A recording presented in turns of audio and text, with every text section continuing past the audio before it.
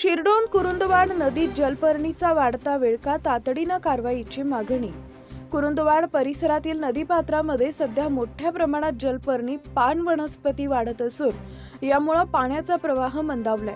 नदीचं पाणी स्थिर होत असल्यानं दुर्गंधी पसरत असून जलचरांनाही धोका निर्माण झालाय। या पार्श्वभूमीवर पाटबंधारे विभागानं तातडीनं जलपर्णी काढण्यासाठी दखल घ्यावी असा इशारा आंदोलन सम्राट विश्वास बालीघाटे यांनी दिला आहे। नदीत वाढलेल्या जलपर्णीमुळे शेतीसाठी पाणी उपसा करताना अडचणी येते। काही ठिकाणी पाण्याचा प्रवाह पूर्णपणे अडल्याचं दिसून येत आहे। त्यामुळे डासांची उत्पत्ती वाढण्याची शक्यता असून नागरिकांच्या आरोग्याचाही प्रश्न निर्माण झालाय। विश्वास बालीघाटे यांनी सांगितलंय की नदीपात्रातील जलपर्णी वेळेत काढली नाही तर पूर परिस्थिती पाण्याचा निचरा होण्यास अडथळा निर्माण होऊ शकतो।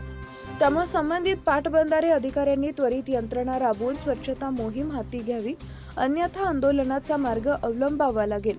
स्थानिक शेतकरी व नागरिकांनीही प्रशासनानं तातडीनं कारवाई करून नदीपात्र स्वच्छ करावं अशी मागणी केली आहे। जलपर्णीमुळे नदीचे पर्यावरणीय संतुलन बिघडत असून मासेमारी व्यवसायावरही परिणाम होत आहे।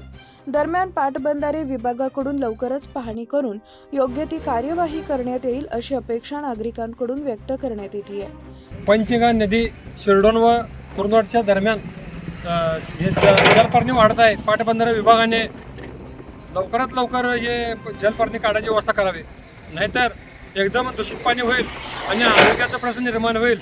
आता कुठं तर हे कावेळचं आणि हे जे गॅस्ट्रोस चालू झालेलं आहे आणि तेवढं पाटबंधारे शासनानं लवकरात लवकर घ्यावे।